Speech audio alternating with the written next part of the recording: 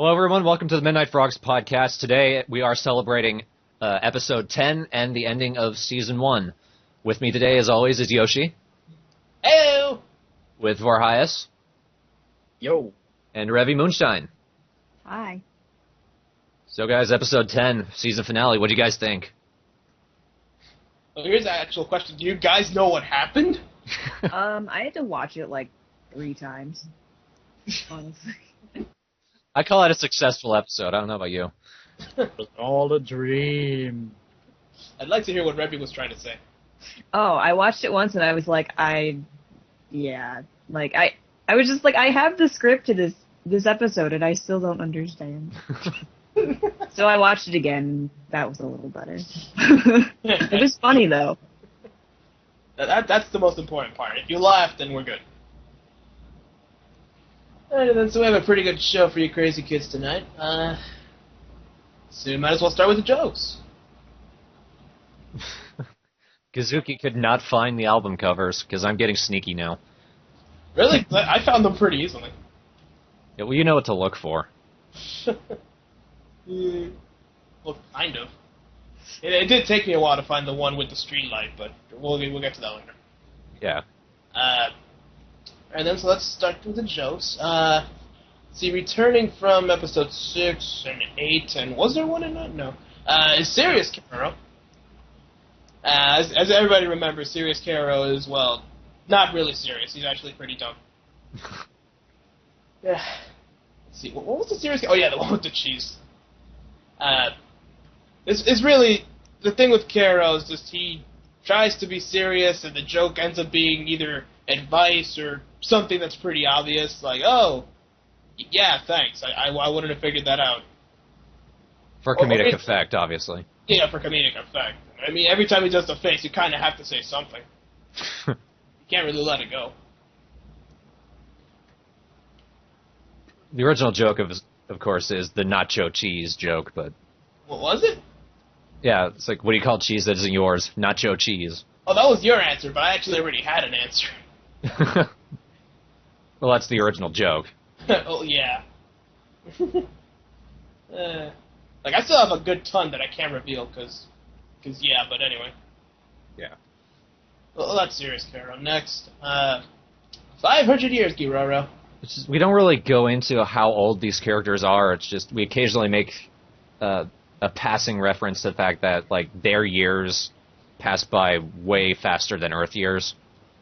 So like, Caro and Giro are probably in double thousands or something. Probably. Well, what about Tamamo? I have no idea. Like 1,000, I don't know. Maybe. I think part of what makes the joke is that they never really, clarify on it. Like, they'll say years, but they'll never say, like, that many Earth years. Yeah, it gets obnoxious when, like, comedy series go into specifics, like DBZ is running Space Australia or Space anything into the ground. I thought that stopped being funny when it was mentioned. Like, oh, Space Australia, yeah. That's, They keep using it. I think they made a t-shirt of it. Of course. Well, really, they can make anything and people are gonna love it. It doesn't matter, but anyway. Yeah, I think that's what they realize. But, well, anyway. Well, this is a joke because Caro and Giroro and Zero have been friends forever now, and Caro apparently likes to stalk Giroro because it's really, really cool. No, actually, it's a playful jab at Code Black. You sure about that? Yeah, she's revealed live that she creeps on her friends. Oh yeah, she followed you on Twitter for like 1 day and then she stopped. Because, he's going to realize I'm following him. Well, it's a little too late there. Funny girl. Yeah. I believe that's all of it on that. Next. Okay, you're going to have to... This one's all yours. With a name like Luigi, could you blame me? I don't know what I was thinking, but it's supposed to... Like, obviously, the Luigi is referring to the Mario brother, Luigi. But we don't go into what she did or what she said. But the idea is she said or did something to a guy named Luigi that has to do with Mario Brothers. So, like, what do you guys think she said or did to him? Yeah. I think it's more like what would she have against somebody named Luigi? Maybe she has an irrational fear of mustaches. But did he even have one? Luigi has one. Yeah. Yeah, but that Luigi, does he? Yeah, but this is a guy, a random guy in the street. See, these are the questions you gotta. Yeah. I wonder what she associates with Luigi that just makes her so angry. Well, she hates tables and walls. This is true. I don't really associate Luigi with either tables or walls. So. We didn't associate her hatred with Koyuki until this episode. She doesn't like mushrooms. The letter L. Let's see. I'm gonna go through what the chat says. Hailfire says she gave him a Dane Cook CD. That's completely irrelevant. But understandable. But yeah, I mean, it is Dane Cook. I mean, good God. She gave him? I don't think she'd even know what a CD is to begin with. Game over. Game over. Yeah, that's her answer. Sure, why not? That's enough on Luigi. Let's see. I'm a lesbian too. This was also yours. Yeah, it's because Giro is a crossdresser. Therefore, a male lesbian. I think that's it. That's pretty much it. What else can we say? I guess you could say it's kind of a reference to Eddie Izzard, because that's how he refers to straight transvestites as male lesbians. Male lesbianism. Executive transvestite. Or action transvestite. Running, jumping, climbing trees, put on makeup when you get up there. Let's see. Well, that was pretty short. Next, permanent friendship. Permanent friendship. Shut up, Thorn. Permanent friendship, Rusty. It's a bracelet, okay? This one was my joke. No, it wasn't. Yeah, I came up with it. Don't you remember? She was going through the bands, and I was trying to think of something like something stupid that she would say. Well, mostly Natsumi. Yeah, this was mine too. No, I'm pretty sure I came up with it. I distinctly remember coming up with permanent. No, wait, I remember now. I started it. It was like, and then you answered with that. I said, fuck, what did I say? I just remembered it and I forgot it. Oh, yeah, now I remember. I said, oh, is that the bracelet of rejection? And then you answered with that. I'm pretty sure I came up with bracelet of rejection too. No, I came up with that. Don't you remember? You remember? No, I remember it differently. No, I'm pretty sure I is that the bracelet of rejection? I said that. I remember saying it out loud. It's like you guys are married. I told you not to leave the stove on. No, I told you. You're giving the shippers material. Well, we already have one drawing, okay? So we can't get worse. You guys were the ones who asked for the yaoi contest. So Yeah. Well, that was a Sergeant Frogabridge character. I'm not accepting any responsibility for shipping. Not my fault. We kind of hand out material. Yeah. Well, one of us came up with it. Me, but... But I came up with permanent friendship zone bracelet. Yeah, you did that. I remember that. But back on track. Yeah. The whole thing is basically Natsumi's admission that she'd just rather have a friend instead of every girl at her school being obsessed with her. I like to think of it as just a little bit of character development for Natsumi, since she and Fuyuki haven't been in the series very much since the first 3 or 4. Yeah, after that we sort of just started focusing on the platoon and moi. Well, not even moi that much. No, now she's just a satellite. We'll try to use every character as much as we can in the next season. But I specifically told Yoshi we need to have a episode centered around Fuyuki. Yeah, we definitely need a Fuyuki episode. We can't let that go. It's funny because he actually has a lot. He's like half the list. But anyway, moving on. Selling free coupons and how stupid the whole thing is. Now this is yours. This one was fine. I remember you answered like, "Oh, I bought a coupon. It was the exact same money with the coupon." But Well, that part was mine, but yeah. well, yeah, that part was yours. But it's just that Carol gets a job. Quote: He gets a job as a guy that gives away free coupons to people. But not only are they not free, but they're worth the same amount of money as your purchase. So it's pointless. They cost as much as you save on your purchase. so you might as well not even get the coupon anyway. I like having paper in my wallet. Does make you buff as shit, though. Depending on which one you get. You bastards. He doesn't really get a job though in the original. It's to help this other alien guy who is all like, "Oh, hey, I'm having a concert," and everybody in the platoons are like, "Yeah, no, not me." And then Carol's like, "Oh, sure, I'll do it because I'll get money," and he never sells a single coupon or ticket. What? It's supposed to be tickets, but we say coupons.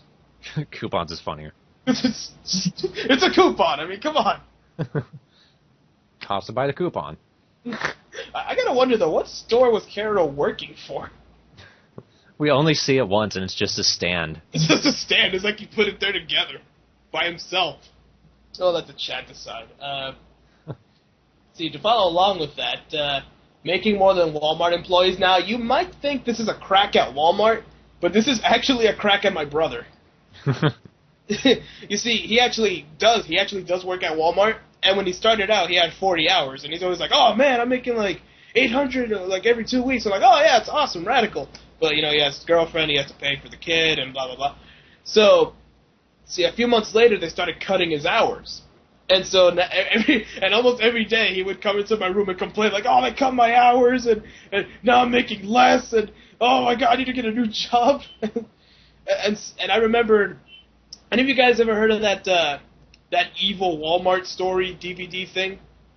Where like, "Oh, Walmart is evil and they're cutting pay cuts and I can't have a job and blah blah." You ever? Oh, you know what? I think I saw that. Yeah, that documentary on like how Walmart is evil and stuff like that. But it's stupid. But yeah, it was more aimed at my brother. I kind of want him to see it, just what his response is going to be to that. He's gonna punch you. But we haven't fought in years. We're like best friends. You never know. Maybe I'll just punch you in the shoulder. Yeah, but well, him and my dad are like part of the influence of my humor. I mean, I remember once he was making fun of Justin Bieber, and he did some sort of like skip jump, and he fell to the ground, and he broke something. But we laughed. Like he hit his arm on something, but it was like totally worth it, and I was on the floor. So. That's ridiculous. Yeah. But anyway, that's it on Walmart employees. If you work at a Walmart, you might get paid well, and if they cut it your hours, well, then I'm sorry. Next one. Next one. Oh, this one's yours. Yeah, another one. Yeah. I like episodes where I contribute enough and the jokes end up being funny, because every now and then I feel like I'm usurped by you. Well, I'd say it's 50-50. Yeah, usually. This one, the what is kind of a callback to episode 8, where Dororo just ran into the scene from offside because he knew something was going on and he wanted to be a part of it. I just wanted to take it to an extra extreme. Where he was, I can imagine he was all the way at the very end of the base, way down wherever the hell he hangs out, and just out of nowhere, like he didn't even hear it, he just sensed it. I like to think he was like at the house with him and Koyuki. He just got out of bed and just ran as fast as he could. Like he wasn't even in the base, he was just... Yeah, if you look closely, he has a book bag. He just grabbed anything he can and just went up there. Didn't even teleport, he ran. He ran. Stupid. I like that joke. Yeah. Next one. This one's actually a mall line we ended up not using. Yeah. The reason why we couldn't use this because Code Black got sick. She has an ear infection, and she couldn't really voice her. Even now, she's still sick right now, and she lost her voice, so she kind of can't really talk. And we really got to give it up to her because she actually, actually wanted to record the line. Like she had 4 lines, but we cut them to 1.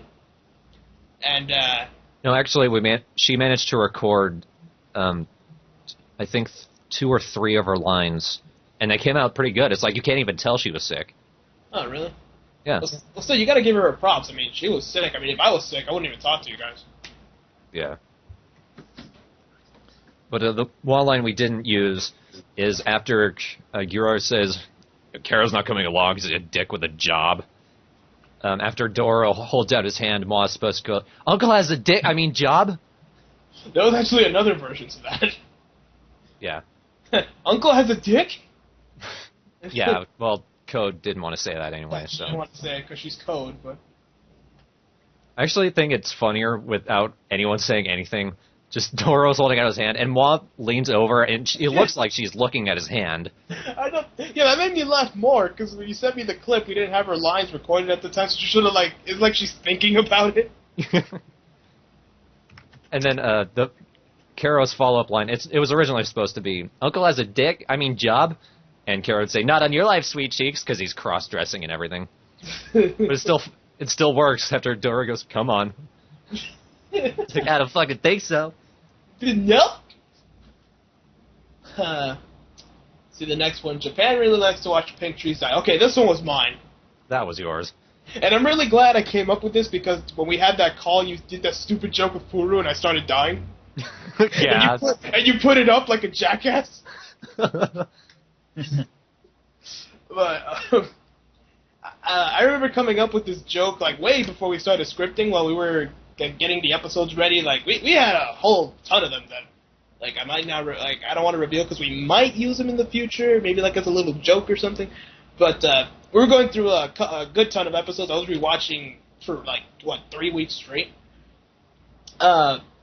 And while I was putting them down on the list, one of them was the picnic one, and the other one was the one with the tree, the one with the tree that the stuff comes out of the sky. And yeah, I was looking at it, and I was going through the episode list, and I noticed that a lot of the episodes have cherry blossom festivals theme ones. There's a good 3 or 5 of them, and I noticed wow, they really like to horn this one in. Oh man, cherry blossoms are cool, and then I'm just looking at it and I said, man, Japan really likes to watch pink trees die. It's a festival. They keep shoving it down their throats. So. I'm pretty sure people don't realize that it's a festival celebrating the passing of life. It is effectively a festival of death. Japan is secretly extremely metal. Yeah. Pink metal. I'm gonna go over there and wear a pink t-shirt just to see what I get. They walk to you, I'm sorry for your loss. They're gonna bow down to they're gonna do that bow thing with the head. Tears in their eyes. I'm so sorry. Diarimas. Smash Bro has a quick question. Is Code Black's lack of swearing a hindrance in any way? No, because swearing can be replaced with funnier things. You remember Jetters 2? We specifically had Shout say peanut butter and suck because Code wouldn't do swearing. And it came out funnier. And it's cute, too. Yeah, it's cute. It's in the rare occasion she would swear, it's so out of character that it's even funnier. Yeah, remember in episode 5? My uncle's friends are hot shit. Yeah. Oh, she thinks he's an adult. Look who finally signs on. Who? It's fucking you motherfucker, Travis. It's fucking Travis. I'm gonna tell him to get in here, you motherfucker. You want to do it or I do? What? Yeah, bring him in. Yeah, I'll tell him first. Tell him, not ask. Hey, Travis, we're having a podcast. Fuck. He's not in yet, Smash. Wants in? Big tit unit? Big tit unit? So, never mind. Moving on. Travis gets back to me. There's only so much pink I can take in a day. That one was yours. It wasn't originally a crack at Smash's Sergeant Frog, but that's what it ended up being. It's just we decided to use the Cherry Blossom Festival episode, and then I remembered Natsumi has pink hair. It sounded like something Fuyuki would say, and then I realized that actually ties in with Smash's Sergeant Frog, the other abridged series. Like that's actually the name, where for whatever reason he made Fuyuki have an incestuous crush on Natsumi, so it was basically a crack at him for that. You have incest! You're gonna have babies with 11 toes and 7 ears? Ha ha! Unnatural. Deformity's funny. Well, anyway. Let's see. Inbreeding's for Americans. Yeah. Right. Let's see, next one. Even love can bloom on the battlefield. Oh, well, you can't really have the end of a season without Snake. Yeah, I told him we have to include Snake somewhere. Yeah, I almost forgot about it. Yeah. For whatever reason, we decided to finally bring back Momika, and frankly, I'm glad we did. It was about time. Yeah, we're gonna actually use her more. You might want to move her name out the minor list on the wiki thing, because we might actually use... She has episodes, and we have to use her at some point. I got over it, alright? Yeah, well, when she becomes a major character, we'll move her to the major characters. Yeah, right now she's still cock, but you know. Yeah, and Narusasu is her new voice actress. Uh-huh. She does a great job. She did really good. But the way the dialogue in that scene was going, it ended up working out well, because there's a scene that's kind of out of character for Snake in the original Metal Gear Solid. Side note, I realized we only referenced the first Metal Gear Solid. We never referenced the rest of the series. Yeah, every season's a new game. Yeah. Season 2 will be MGS2. Yeah, we'll So then we're going to have Raiden, and we're going to have Big T do Raiden. Alright, Travis is ready. I'm bringing him in. Okay. Hi, Travis! Ah! What's going on, guys? I look ridiculous! That picture is amazing. That is, really. Hey, everybody in the chat, say hi to Travis! Hello, everybody. Waka waka. Hi, Travis. Travis, Revy, Travis. Hi. Hello. Hi, Revy. You guys are both part of the team, but yeah. Yeah. We've appeared occasionally in the same episodes. I've kidnapped her. She's, belittled my existence. Little things like that. Little things. Indeed. Yeah. Anyway, let's bring you up to speed. We're almost done with the first half of the list. Well, as I was saying, the way the dialogue in that scene was going, it ended up working out well, because there's this weird scene in MGS1 where Snake just starts talking about even love can bloom on the battlefield. I think he's phrased it as a question, but for whatever reason, he just brought that up, and there was nothing in that nothing in this events leading up to where he was in that game, like in that setting even, to bring that up. I don't know what the hell he was doing, but it worked out. Yeah, let me bring the chat. That's it for that. Mm-hmm. It's Metal Gear Solid fun. He likes to talk. Alright, then, what's next? The dollar store. Dollar store. Dollar stores. Because dollar stores are hilarious. Yeah, we've kind of been obsessed with them for a while now. I think the whole thing started right after I did the Valentine's parody song. Once I took you to the dollar store and... Actually, I think it started in episode 5. Was it in 5? Yeah, when Wa was having the flashbacks. Oh yeah, right, that's where it started. Took me to the dollar store. To the dollar store. And the dollar store showed up in the Valentine's episode, and then we have it again. Valentine's parody. Everyone's got a running joke. Mm-hmm. Especially when it's really, really cool. And I can't tell you how many times I've walked into a dollar store, I'm like, ha ha ha, my surroundings. It looks like I'm on acid.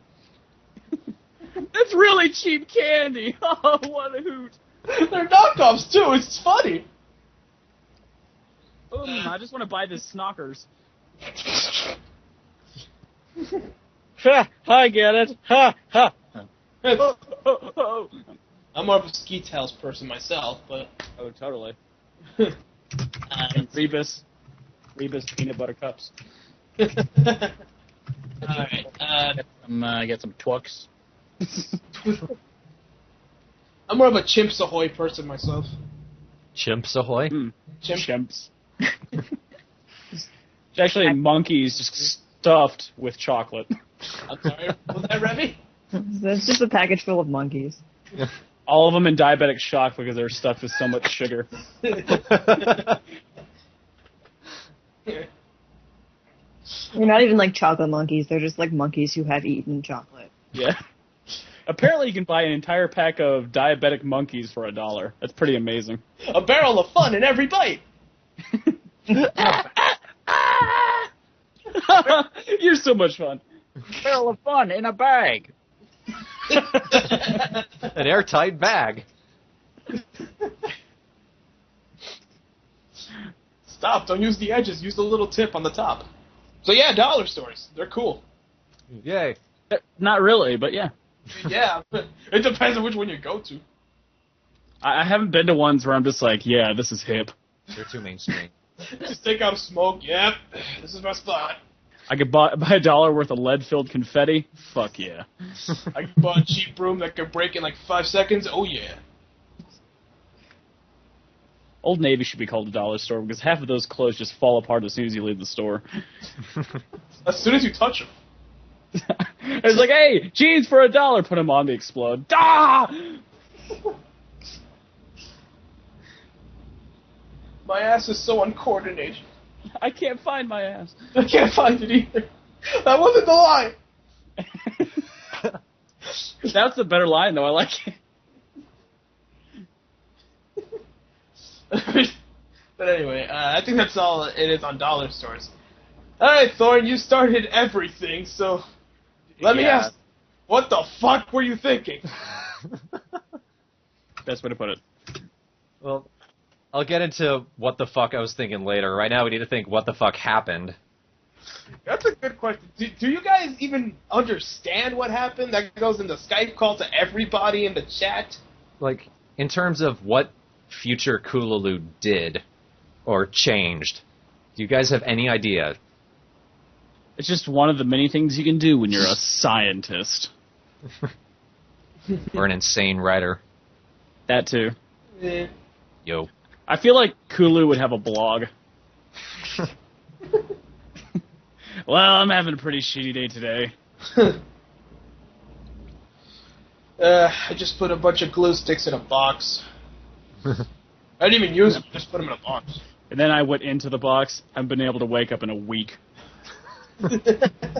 Just too damn comfy in here. Everyone thinks I'm just some crazy guy that goes, huh, a lot.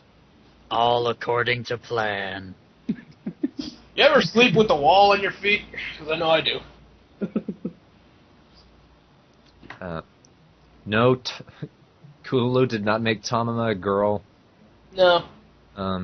Karakamine is close. He came from an alternate timeline to make sure they could get through the mission as fast as possible. Technically, it's an alternate timeline now. It was how the timeline was going until he showed up. Nothing's more confusing than alternate dimensions and time travel in any story, but I think this one's pretty basic. Yeah. Plus, if you really wanted to break into like continuity and stuff, it's like it's fucking Sergeant Frog abridged. Shut up. We're almost weirder than Sergeant Frog. Exactly. That's my answer to everything. Oh, hey, why'd you get late to work? Sergeant Frog abridged, fucker. You know how he traveled back in time? He had a coupon. I have a coupon for everything, so if you need one, just ask. You ain't able to travel back in time and kill me? Sure, why not? Put it down. I have 50. How much will it cost? 5 coupons. You're willing to trade? I'll only take the lawn mowing coupon if you have the Sears discount coupon. Oh, coupons. But I think coupons. We can really hear you typing, Remy. Remy was Sorry. We really hear you typing! I mean, you really hear you typing, so. She might be stomping on things. Just, oh! Like, super, super intense. I don't know why. Crushing up a bag of potato chips. I like him tiny. Why? No reason. Yeah. Just one of her little quirks. Alrighty then. Let's see. Should we start with what Kululu changed? Yeah. This one, we don't explicitly say it, but I like to think Kululu did something that initiated the change in writing style, like humor style, from like episode 1 to episode 3. Cough. At least that's what I'm going with, because obviously we know what the real answer is for that change. The real answer was, Kululu and yeah. I still think it's Kululu. It's called Kululu. Kululu did everything. Yeah. He canonically changed how everyone worked. He was hoping that if he wrote it right, that they would actually take over the world by now, but they didn't. He's the wizard that did it. It's the reason why my voice acting was terrible in the first 2 episodes. 3. He gave Karoro Giroro's laryngitis. And put a vent in his throat for whatever reason. That's what I'm going with. What else did Kululu do? Oh, he first started showing up in SFA5. To tie in with J Pace voicing him from that point on. That was also Kululu's fault. Yeah. I just imagine the voice kind of changed to the evil one, because by then, the real Kulu in the box is dead. They look in the box like, yeah, we gotta see him in the box. Oh, he's been in there for like 6 months? Yeah, he's dead. He's gone. Oh, well, we got another one. Oh, well! Oh, well. Grab another one from the pile. Got like 50 of them. Can't stop killing himself. He's like a Louie. Can I keep my mustache? Shh. We like you to be the same. Yeah, I'll be right back. I've dealt my parents with something. You take over. Okay. He showed up in episode 5, but obviously he was still jumping around the timeline, changing things. So it's just, in the series, from when we first notice him, that's when he shows up. Technically. He kidnapped Kululu in episode 5, hit him in a box labeled Hamdingers, obviously referencing Mystery Science Theater 3000. No one would look there. Hamdingers suck! And replaced him for the second half of the season. He also entered Tamama's imagination in episode 9. Well, I guess this is kind of inspired by Doctor Who. In one of the semi-recent seasons, Donna Noble has this alternate timeline memory wipe or something, and then Rose Tyler enters that alternate timeline that's created to fix everything. You could say it was kind of inspired by that, where Kululu enters Tamama's alternate reality, which is just his imagination. Just so he can, give him the motivation he needs not to be a dick. Well, the general idea is he's just being a prick to Tamama. Yep. Lament your self-inflicted isolation. That's the idea. Kulu, I think there's a lot of people in the series that are just assholes, so I think it's kind of good they all get along. Yeah. There's quite a few assholes in this. But that's not the last we're going to see of future Kulu. Like, he's not going to show up anymore, but his influence is going to continue to be revealed. And no, we didn't plan any of that past episode, like writing for this episode, so... I mean, we totally did. Yeah. It's funny because Travis contributed just a couple lines. Like, not to rag on you, they were funny lines, but Yoshi and I wrote the script, like, in just 2 days, and they were like, we can make this crazier, and you came in and you're like, no, you can't. Pretty much. Well, also, I mean, you guys pretty much wrote a lot of it, like, hey, we can fight Travis if we just want some craziness and good jokes in there. I look and go, well, it looks pretty solid. There's not too much I can do here. My job is done. Needs that seal of approval. Yep. No, I'm serious, Smash. Aside from deciding that we wanted the numbers 4 and 9 to be significant, there was no pre-planning. Like, obviously, we threw out some ideas and decided what we wanted to do before we started script writing, but that before writing for episode 10, nothing. Yep. No, 4-9, we just basically said 4-9 because it's funny for some reason. no, it's because 4 and 9 kept showing up throughout the episodes without us even realizing it. Mm-hmm. Like, as far back as episode 2, we were using 4. But I'll get into that a little bit. Cuckoo, death, cuckoo.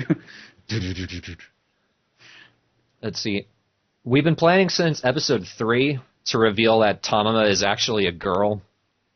We didn't really drop hints for it until like episode, I think 8.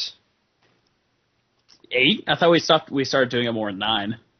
We did drop one hint in episode 8. It's when Guerrero's reading the vagina pain joke from Jimmy Carr. It's like, you feel a pain in your vagina, someone's talking about you. You can hear Tamama in like behind the door going, "Ow!"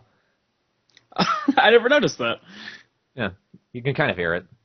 It's louder than like Smash's Omeo, which you can't hear if you put your ear to the speaker.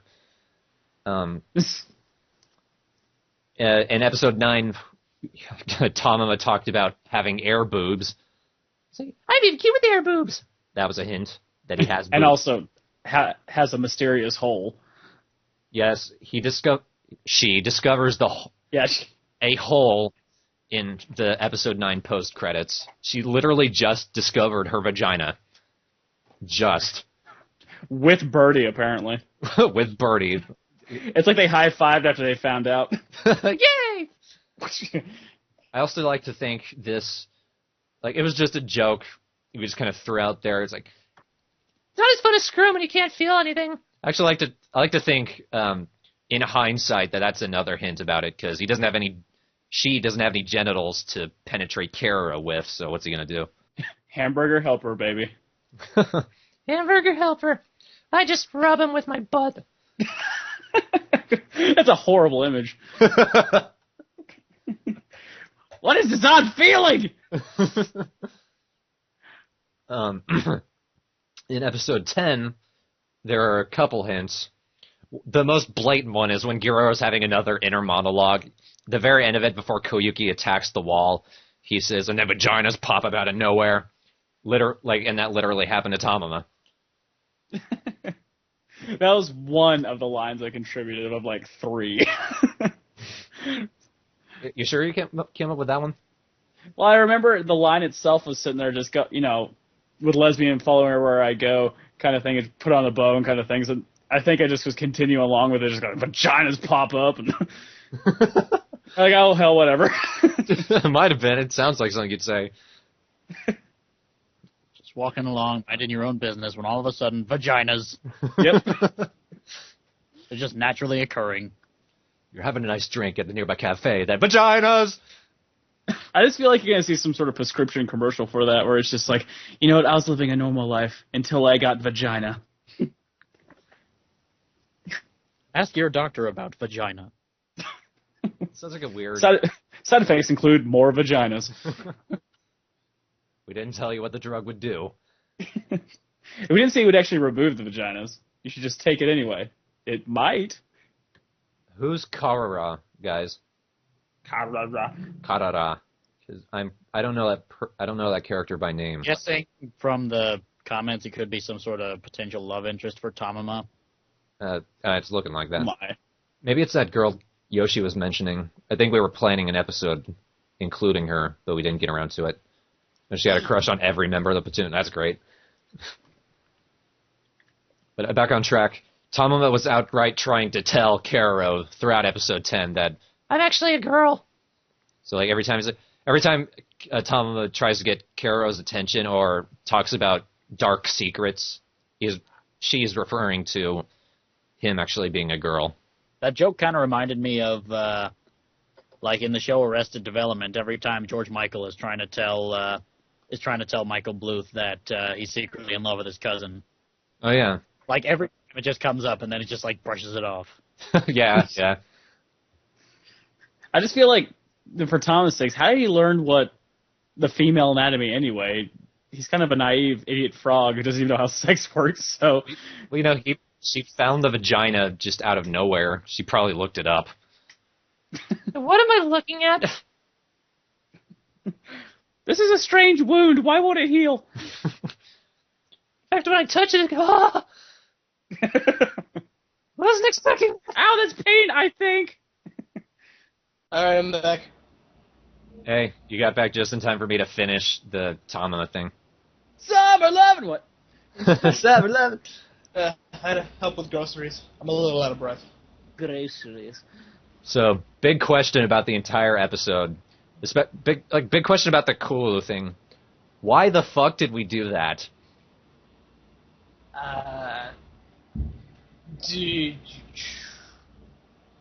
Vaginas. Yeah, da.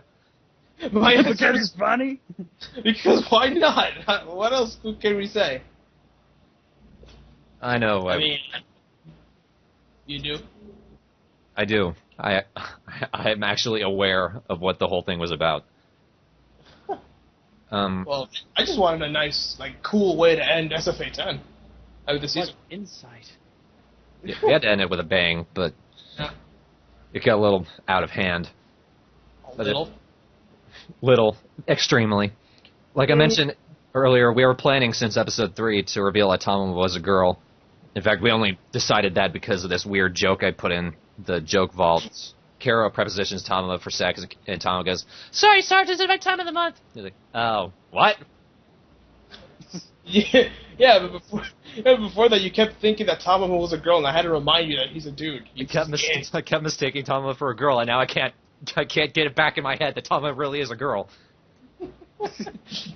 Oh, ironic.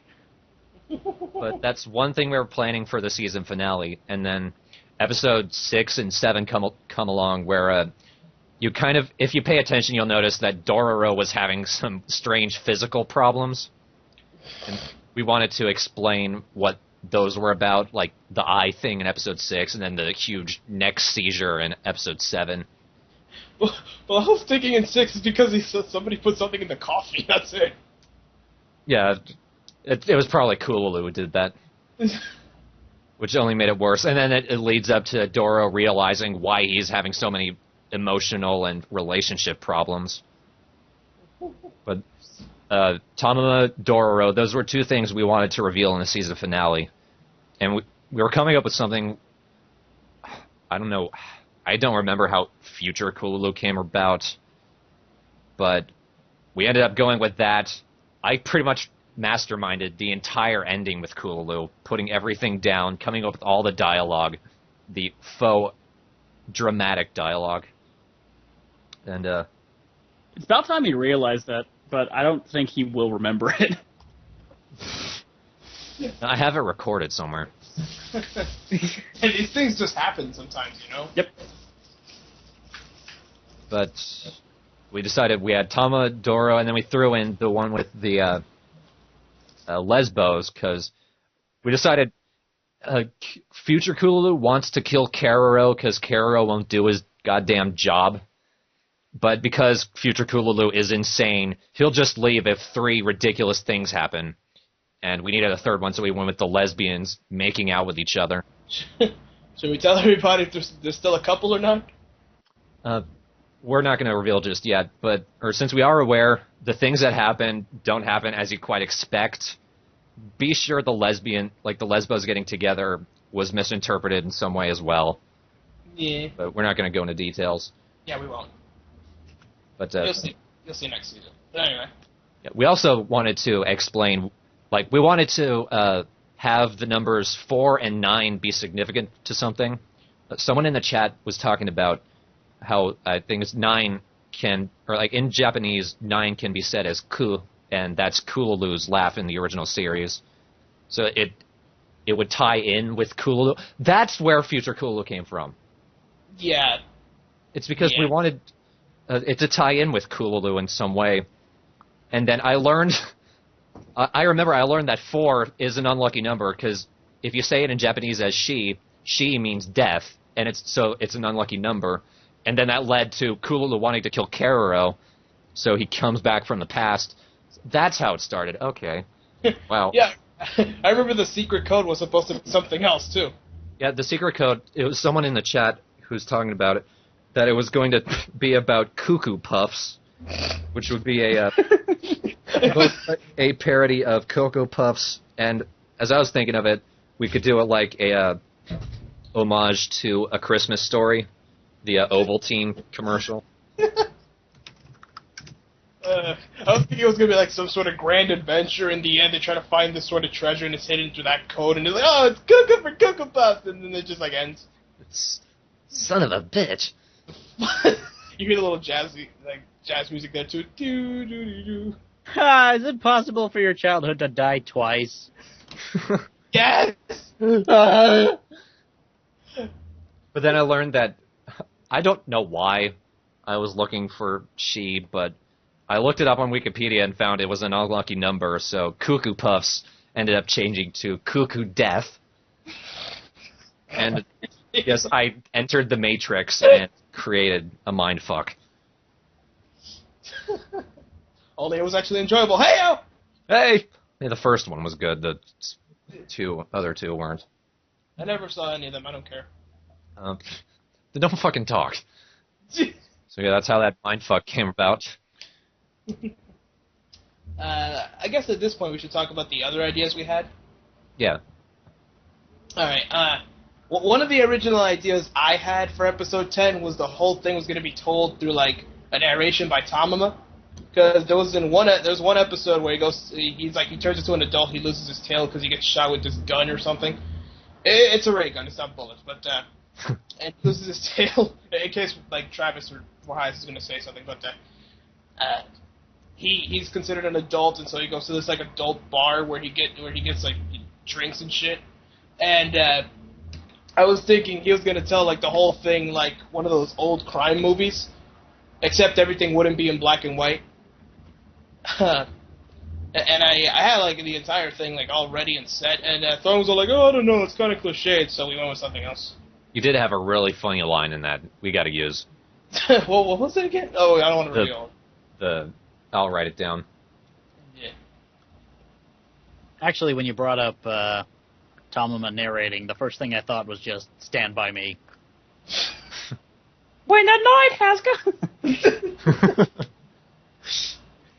Yeah, we're gonna find that dead body at some point. Oh yeah. Iroro went to Vietnam. There wasn't a war going on, but that didn't stop him. He died that day. The minute he was signed on. Fucker.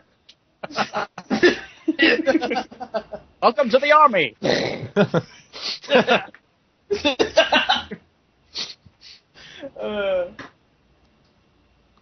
think that was the only idea I had. Like how that was the only other thing I had. The other idea we had was What's so good? We played Mario Mario. This was another suggestion from someone in the chat that we thought would be really funny is like we were talking about how they have so many picnic episodes. Someone in the chat just mentioned making one really over dramatic. No, it wasn't somebody in the chat. It was Borhias. That was me. Oh, Yeah, that don't was you good. remember? In the chat, I'm pretty like- sure. No, it was the birthday party. I think I remember now.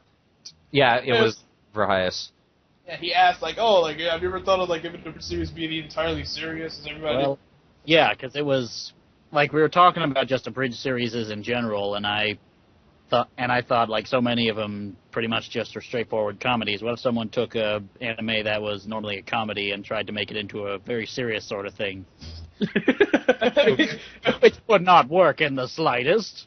Maybe we could have pulled it off, but then like we were gonna go with that, but then I realized there weren't as many picnic episodes as I thought.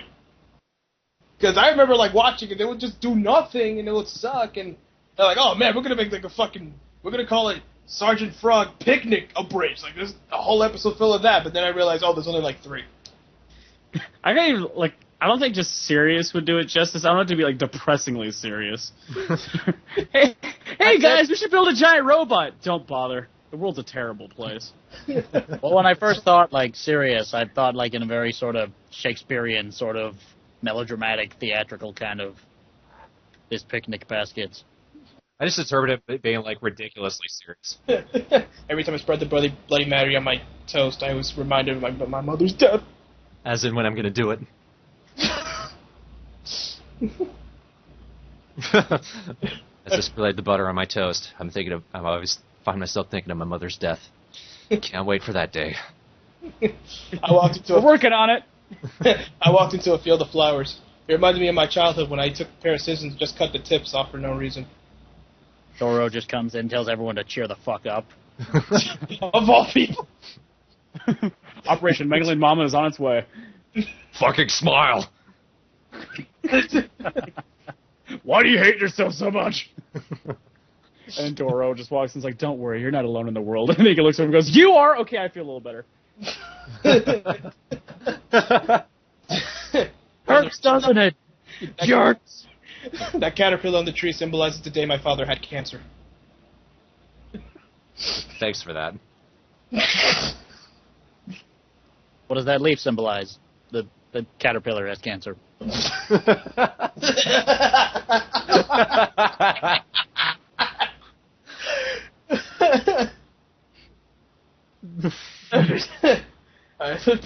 But we didn't go with that, because, well, there weren't as many picnic episodes as I thought. I think that pretty much wraps it up. Yeah. And Mop was just something I crowbarred into. Mop came out as a I scenario. think it worked out. It was kind of a funny anticlimactic moment. Plus there's that build-up like, shock, what the fuck? I'm talking Bob. It's like, oh, that makes everything better. No, I'm sorry. No, I'm talking Bob. Contrast. Yeah. Everyone loves a happy Mop! Anyway. So, now that we have almost everything done, there's one more thing to talk about. Well, a whole little column. So, Season 2 in the future. Before we start with the actual announcements and all that, what were your guys' favorite jokes and scenes from Season 1? Yes, we finally know what Mop looks like. It looks like a mop, wow. Spoiler, guys, it's a mop. He has a red handle. Bam. Damn, I thought it was yellow. My mind is blown. That ruins my fan manga. My doujin. Smash's favorite includes statue. From episode 2. Yeah. That's honestly one of the... Well, when we redo episode 2, we're going to have to include that, but we're going to have to make sure Narusasu says it right. Yeah, it's going to be better. Let's see. I guess I'll start. Well, one of my favorite jokes was from episode 5 with the phone call with Karo and Tamama. Because nobody gets locked inside a car. I don't know if that gives me a bit of an ego since I came up with all of that, but I still like it, how it came out. There's a lot of moments in episode 6 that really tickled me quite a bit. Oh yeah, 6 was...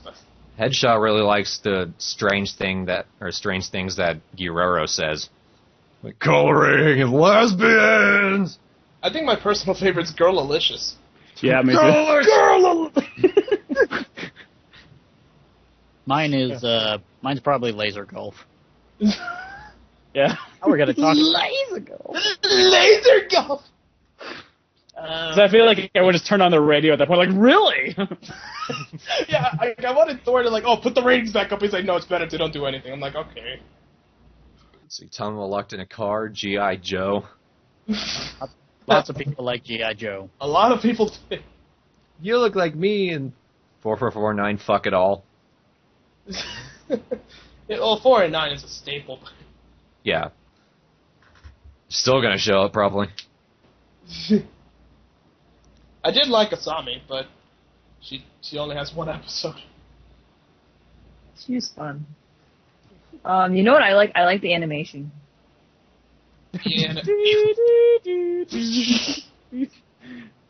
Oh my god, For some reason, I just thought that was like the funniest thing ever. that's just something I drew in 2 minutes. Sorry, go ahead. That's what David Lynch sees when he's masturbating. Yep. Yes, probably. Probably exactly that.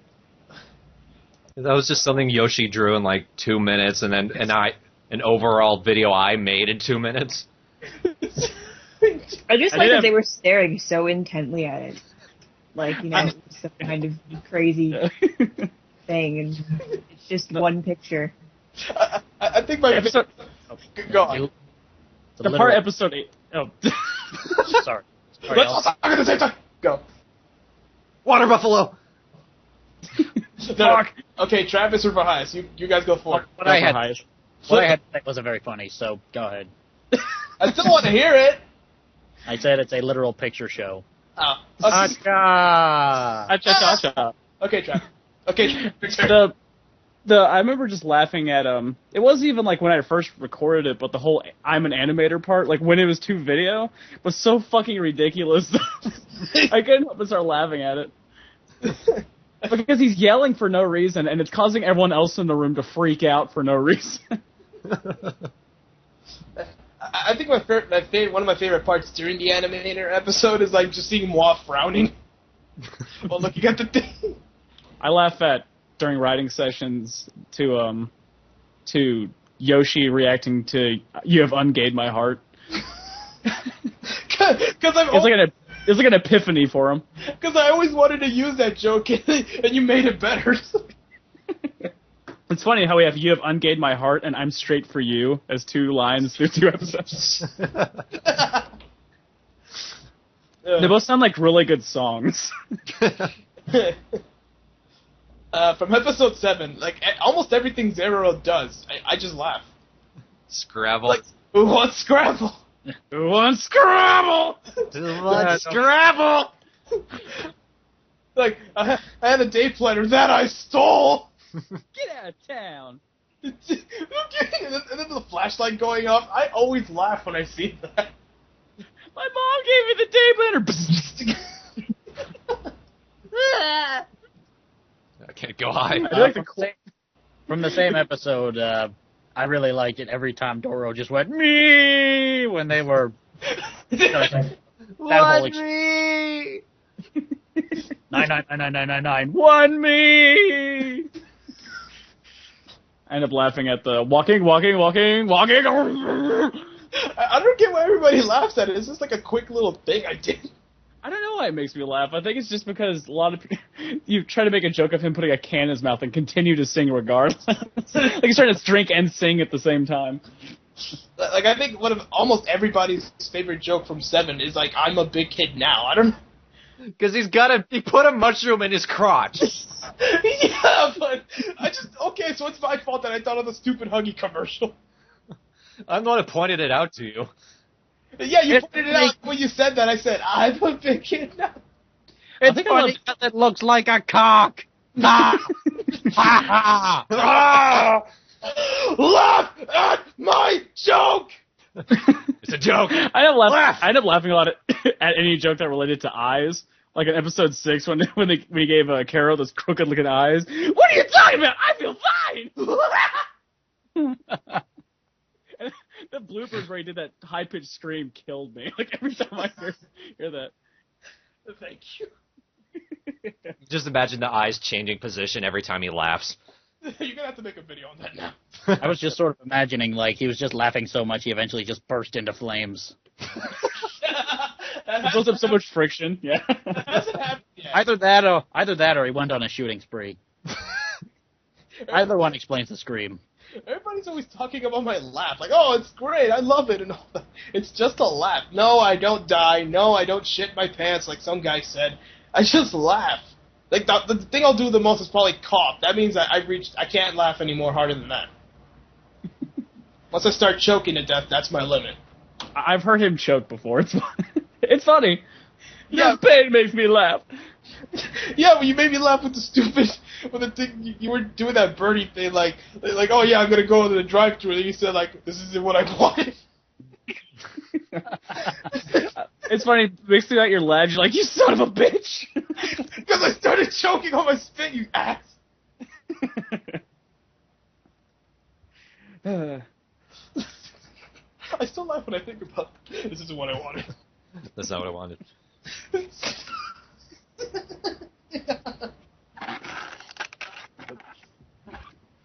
Sorry, that was my chair. I'm trying to find more opportunities to be able to exploit some of these we came up with. Order number 77. Let's see, what was another good joke? I'm pretty sure my favorite is the animation too. Mhm. It's every time I look at it, I'm so sure I'm pretty sure I can't top that in terms of just. I thought I couldn't top that in terms of mindfuck quality until we did 10. 9 was pretty mindfuckable too. Yeah, that was because of you. Well, also I think it's the material. I mean, Tamama's just so kind of that episode was kind of mindfuck that we went through. What? It's all Tamama? Tamama's crazy. We need to plan more episodes beforehand like this. I have a list, and it's big, and I'm still going through it. Yeah, but I mean, like, coming up with ideas and everything. Like we did with episode 10. I think that helped us come up with better material quicker. Yeah, I guess. Safeway Club. Quattro. Quattro. But that was... but the Quattro was more of your response when I was talking in Spanish during episode 2. Needed a piece de Andre. Quattro! I think that's still gonna be in the SFA2 redux. Yeah, we kind of have to keep that. The good jokes we'll try and keep. Yeah. There just aren't many of those. Good old days. No, they weren't. Horrible. I'm trying to remember another one. What was another one that really made me laugh? They kind of all made you really laugh. Yeah, almost all of them. It's funny whenever you just record lines or you end up writing with them and then you just say that one thing where it's like we have to put that in. But those are always the best ones. Yeah. When someone says something, we're like, fuck, that's too good. We can't leave that out. I notice there's always somebody, like, someone will make a video or say a joke that shit they didn't even try, but it ended up being either their funniest and the most popular, and the person themselves just hates them. Because that's the shit everyone remembers, and they wish someone else would notice the jokes or videos that they put more effort into. We're kind of the opposite of that. We really cherish the shit we come up with out of nowhere. Yep. Planning's fun and all, but when it comes out of nowhere, it's like, oh, damn. That's what makes it special. Oh yeah, the lesbo squeal. How did we forget that? Because it's just something I did with my throw, and everybody's like, oh my god, that's the greatest thing ever. And I'm all like, I don't hate it, but god damn it, there was other things in the video. No, there weren't. To point. Well, not for episode 1. It's like the one thing we're gonna keep. Yeah. Oh, I know something that's a favorite of mine that I'm glad that we brought back for this one. Giroro in the window. Oh yeah. It's in the credits. F5. That I didn't expect. I was just like, he needs to thumbs up to the window again. It's like, oh, we're already like 2 steps ahead of you on that.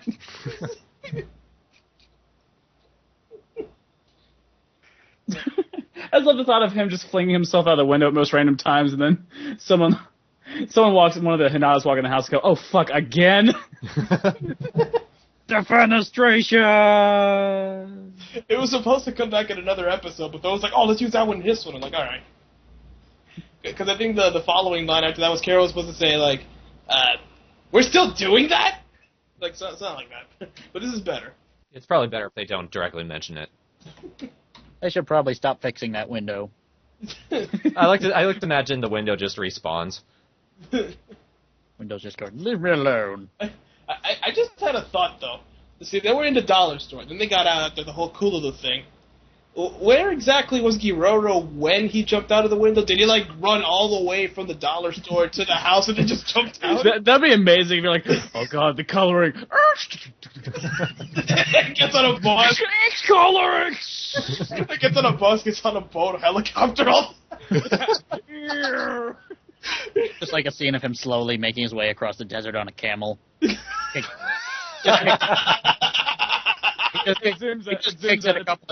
He just kicks it a couple of times. Come on, come on. It zooms out to one of those American maps where it just shows like loopy lines as he's walking back to the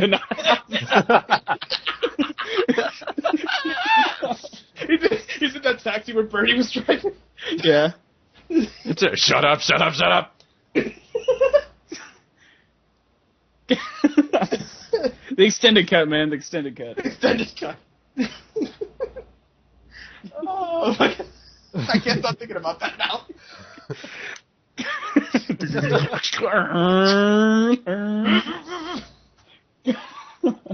When'd you learn how to drive? Shut up.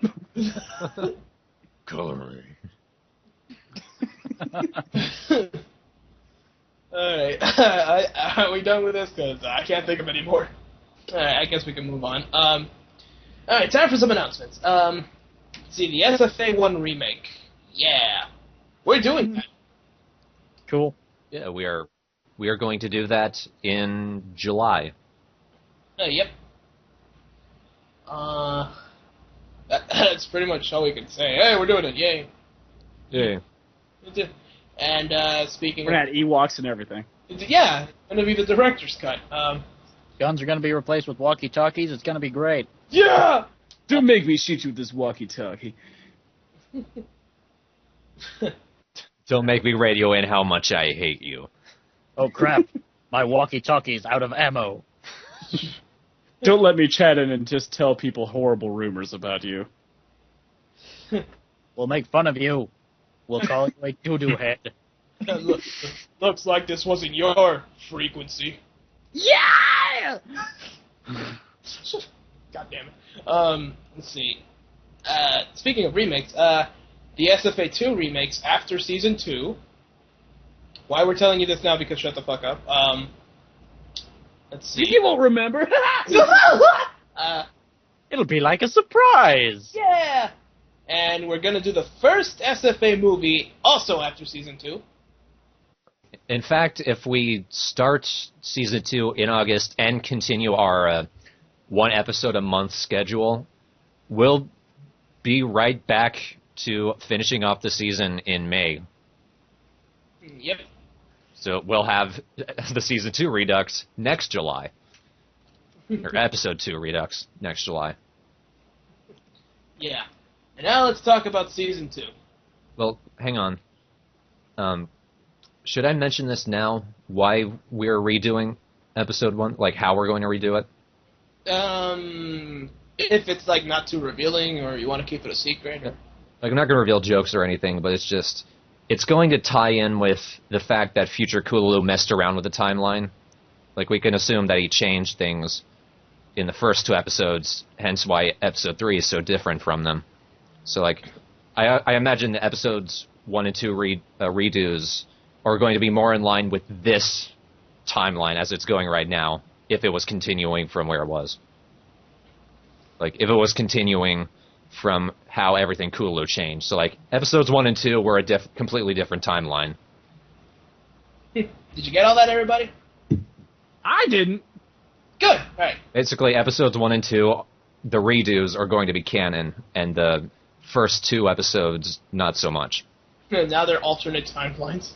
I don't know if you guys like had this already planned out from the start, but I thought it would be funny if, like, you know, it pretty much just opens like the regular episode as usual, but then like maybe 2 seconds into it, the video just fucks off for 1 second and then just pops in. Like, anyone feel that? And it's all remake. It's just in the skies above. Anyway. Alright then, so is that everything you wanted to say? Yeah, that's it. Alright then, so let's talk about Season 2. Yeah, we're gonna start that in August. I have a good amount of episodes listed. I'm probably still gonna add more to it. Like, I have a good amount. Probably, like, enough to even put in for Season 3, but that's forever from now. The next episode introduces a character I've been wanting to use for a long time now. I'm not going to reveal who it is, but I think we could do a lot with it. Yeah. Yes, I said the character's an it. Keeping it a secret. It's Peabot from Bomberman Heroes. Fuck, Thorn. Hey guys, did I just blow your mind? No, you guessed it. It's Sabaru. I'm a robot wearing a thong. Comedy. Ha ha ha ha ha. Okay, no, I was kidding. It's actually Steve from other, wedding videos of Bridge. Woo! He's gonna be the woo! All right, Steve. Oh no, Scott. Oh, yeah, Scott. That's his cousin. Yeah, there you go. You see, that's how much of a surprise it was. You didn't know who the fuck it was. That's the one who yells, "I don't get it." Yeah. No, we're kidding. It's actually the hand from Paper Bridge. How's it going, guys? He talks with his hand flaps. But no. You'll see in season 2. Yeah. Which will be in August something. It's around August. And it's going to be cool, because August is also the month I was born. Hey. August 12th, remember that and get me stuff. Maybe we'll release the episode 1 Redux on my birthday, July 30th. Yeah, that'll be pretty cool. Yeah. Happy birthday to you, you made something worthwhile. Hey, about goddamn time. You got yourself your gift. Just like Doro. Happy birthday, you didn't get a bike, happy birthday. I feel like strong sad. I think everyone does. Swoons. But, I think people just want Mop. Mop's cousin? What? Oh, you mean, cousin giant spider, or? I was thinking broom, but alright. Or his uncle giant fat man on couch? Or either number of the one Carol kills with the chainsaw. Yeah. That was so stupid. Lawnmower. Yeah. The lawnmower. That was a good one. I enjoyed that. That was... Just Carol saying, like, ah! let's see. Season 2, we're going to try to release them monthly, like we managed to starting with episode 4. But I can't guarantee it because this semester in college, I'm going to try to get a bunch more classes than I've had. It's not quite turning out that way at the moment, but if it does end up being that way, episodes we're going to shoot for monthly, but it may end up being 1 or 2 every other month.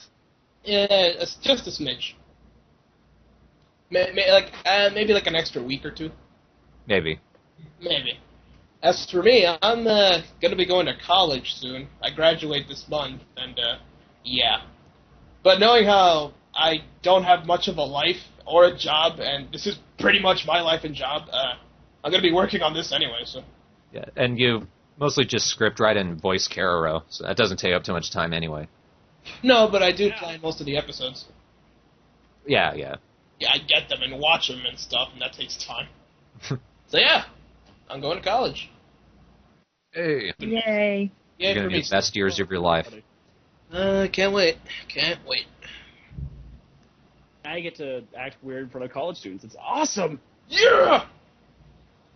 Yeah, it's going to be fun. Instead of all these kids looking at you weird, all these adults are looking at you weird.